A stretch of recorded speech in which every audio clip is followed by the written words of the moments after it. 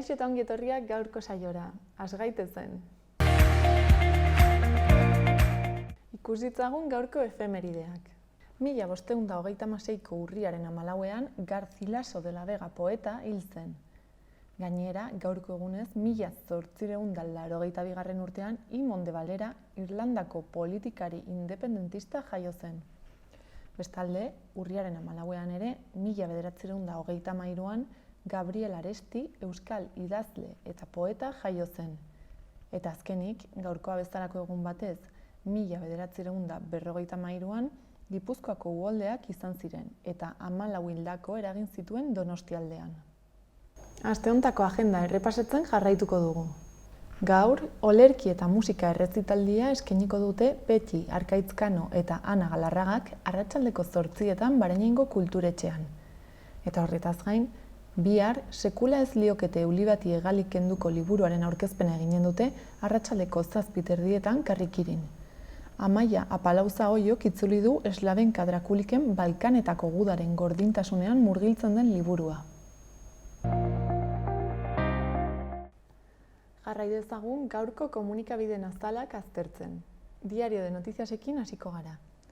Titularrak dioenez, gobernuak aurrera egin du Euskal Herria Bildurekin egindako 3. aurrekontu akordioan, Espartzak ateak itxi ondoren. Argazkiaren bidez aldiz, bularreko minbizi metastasikorako ikerketa gehiago eskatu dutela jakinarazten du. Horretaz gain, Enrique Maiak orain pasabidea berehala apuntalatzea erabaki duela aipatzen du azalonek, segurtasun arrazoiengatik. Gainera, 12 eta 19 urte bitarteko gazteen 83%k txerto guztiak jaso dituela jasotzen du. Eta gai aldatuz, Nafarroako ubidearen leringo 10 kilometroek 9 milioiko kostua izango dutela azpimarratzen du. Bestalde, Yamagutxin, Gazteluaren itzulian eta Mendillorrin antibotelloi kamerak jarriko direla iragartzen du. Eta bukatzeko, Sarasate pasealekuko Navarra Sumaren 3. zuzenketa nabarmentzen du gaurko Notiziasek. Diario de Navarrara pasako gara.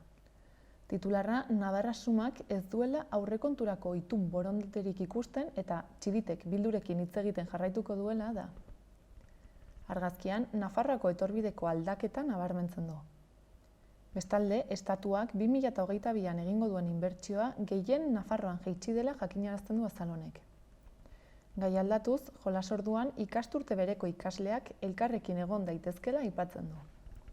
Gainera, Iruñean bideozaintza eta botilloiaren kontrako sentsoreak jarriko direla iragartzen du. Eta azkenik, Javi Martínez bere momentu onenean dagoela aipatzen du. Gararekin jarraituko dugu. Migratzaileak pasatzeko bide seguruak ezartzeko eskatzen dutela dio titularrak. Argazkian, azken krimen matxistaren kontra kalean egindako mobilizazioa irudikatzen du. Horretaz gain, aietetik 10 urte pasa diren hontan, balantzea egiteko denbora eta kazetaritzarakoa ere bai izan dugula aipatzen du. Bestalde, gazteen osasun mentalean izandako eragin pandemikoaren berri eman dutela jasotzen du gaurko azalean. Eta bukatzeko, trantsizio energetiko motelak krisi klimatikora garamatzala azpimarratzen du. Berriara pasako gara. Albiste nagusiak Brian Currin nazioarteko bitartekariaren hitzak nabarmentzen ditu, aieteko konferentziatik 10 urte pasa direnean. Argazkiaren bidez, hilketa matxistak eragindako haserrea kaleratu dutela erakusten du. Gai aldatuz, jaiotza tasa izurri aurreko joeran dagoela aipatzen du. Bestalde, gizon bat arma batekin Leioako kanpusean sartu dela jakinarazten du eta hainbat tiro egin dizkiela eraikinei. Horretaz gain, Europar Batasunak Londresi Irlandako itsas mugan produktuei kontrolak murriztea proposatu diola nabarmentzen du. Bestetik, Donibane Loitzunen migraziorako bide seguruen galdea egin dutela jasotzen du berriak gaurko azalean. Eta amaitzeko, Meral Simsek idazle kurdua ez dutela espetxean sartuko jakinarazten du. Euskal Herria irratiarekin bukatuko dugu. Albiste nagusia, sortzenek eta behatokiak hezkuntzan azpi kontratatutako zerbitzuetan hizkuntz irizpideen falta salatu dutela da. Bestalde, euskararen aldeko jarrerak indartzeko aukerak aztergai izanen direla aipatzen du. Eta azkenik, Bakartxo Ruizen deklarazioak jasotzen ditu. Esanez, gobernuak aurrekontuak onartu nahi baditu, aukera bakarra Euskal Herria Bildurekin akordioa erdiestea duela.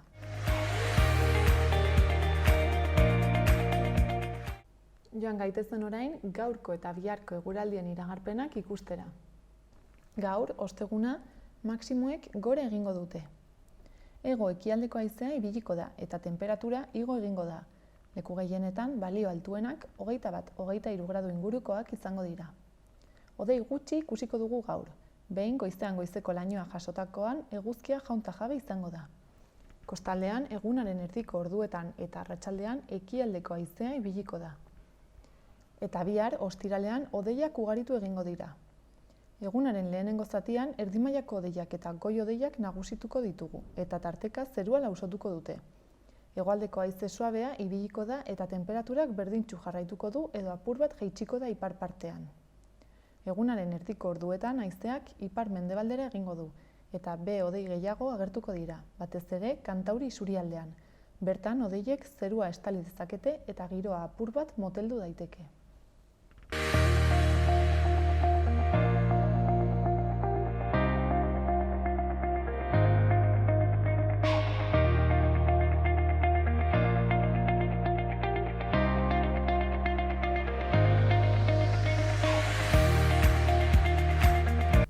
Udalerrietako albisteak ikusiko ditugu. Uharten, arte gaztearen topaketak egingo dituzte asteburu honetan. Ostiralean, arratsaldeko 5etan, arte garaikide zentroko atarian eta aparkalekuan Rafa Arenasen dantza ikuskizuna izanen da, Memorias en Movimiento izenburupean. Larunbatean, plazaldeako patioan eta 7:00 Lucia Nietok dantzazko F proiektua eskainiko du. Ondoren, 8:00 Las Colgadas del Roko arituko dira haien zirku ikuskizunarekin. Dena den programazio guztia Nafarroako Gazteriaren weborrian kontsultatu daiteke. Horretaz gain, igande honetan goizeko 9:00 arratsaldeko 6:00 Uharteko 11. auto klasikoen kontzentrazioa burutuko dute Berdintasun plazan. Eta gai aldatuz, datorren ostegunean, urriaren 21 jubilatuen elkarteak antolatuta, Pasai San Pedro eta Pasai Donibanera irteera eginen dute, baita Albaola museora bisita ere. Izen-emateak jubilatuen elkartean egin beharko dira. Eta uharterekin amaitzeko, datozen egunetan emakumea eta kirola 15aldia ospatuko dute. Bihartik urriaren 31 arte emakumezkoen kirola erakusketa izanen da ikusgai kulturetxean. Gainera, urriaren 22 ostirala, Hijas del Ziniska pelikula ikusteko aukera izanen da arratsaldeko 7:00 kulturetxean. Hijas de Ziniska Beatriz Carreteroren film dokumentala da, kiroleko genero desberdintasunari buruzkoa, bizigaren gizartearen isla. Eta ondoren, 15aldiarekin bukatzeko urriaren 29 ostirala ere mahai ingurua egingo dute emakumeak kirolean izenburupean. Eta Iruñean, aurreikuspenen arabera, Labriteko pasabidea datorren udan egonen da erabilgarri. Iruñeko udalak onetsi du pasabidearen egitura indartzeko eta egokitzeko lizitazio espedientea. Kontuan hartuta, udalak proiektuaren zuzendaritza teknikoaren eta obra gauzatzearen erantzukizuna eskatzen zaien aldeen aseguru etxeei eskatuko diela pasabidean izandako kalteek eta konponbideak ikertzeko prozesuak eragindako gastu guztiak. Eta baita konponketa gastuenak ere ordaintzeko. Tokiko gobernu batzarrak egitura indartzeko eta egokitzeko gastua onetsi du 583.717 euroan. Jarduketaren xedea da pasabidea berriz irekitzea, ura erabiltzeko eta martxan jartzeko moduan, baldintza horietan diseinatu eta gauzatu baitzen. Gauzatuko den proiektuak gaur egungo egitura eta estetika bera mantenduko ditu, eta zimenduak eta pasabidearen beste elementu batzuk sendotzearen alde eginen du, eta baita korrosioa urez kentzeko garbiketaren alde ere. Eta gai aldatuz, Iruñeko udalak bide publikoa garbitzeko zerbitzua indartu egin du, urteko garai honetako berariazko lanak areagotuz, Navarrasuma eta Iruñeko udaleko sozialistak udal taldeen artean hitzartutako aurrekontu zuzenketa bati esker. Horrela, udatik urtea amaitu arte, garbiketa lanak indartzen ari dira, Besteak beste, zisterna makinen, espaloiak urez garbitzeko makinen eta hidrogarbitzaileen bidez. Jada, eskuragarri dauden baliabide mekanikoak modu intentsiboagoan erabilita eta abian jartzeko unean behar diren langile osagarriak gehituta. Halaber, urteko garai hauetako berariazko lanak indartu dira. Hala nola, belarrak eta hosto lehorrak kentzea eta saretak mantendu eta konpontzea. Kaleak garbitzeko lanak indartzeko saiakera honetan, arreta berezia jarri da bide publikoko puntu beltzak izeneko puntuen mantentze lanetan. Horiek, eserleku edo plaza eta pasealekuetan dauden zakarrontzien inguruko eremuak dira. Eta, haien ezaugarriak direla eta beste toki batzuek baino zikinkeria gehiago pilatzen dituzte. Ez baitira, garbiketa zerbitzuak erabiltzen dituen makina guztiendako irisgarriak.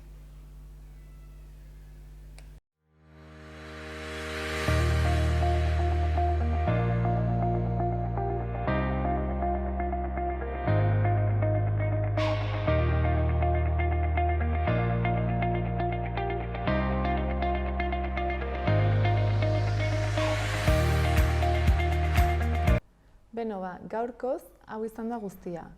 Orain, bukatzeko, Iruñako tokiko produktuen azokaren irudi batzuekin utziko zaituztegu. Mila esker hor egoteagatik eta bihar arte.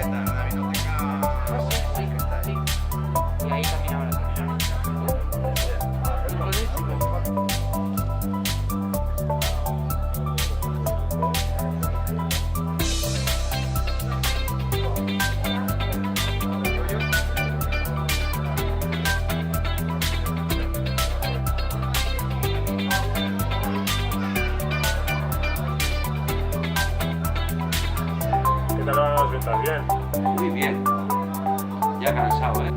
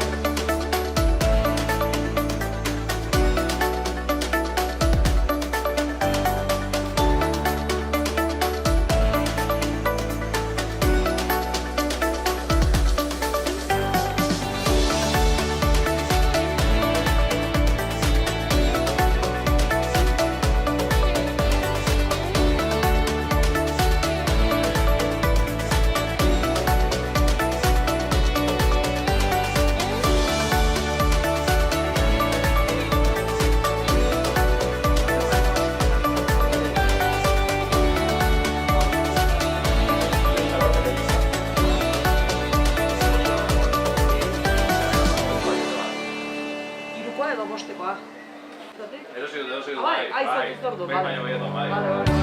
Hortxe behin konekizten plaza.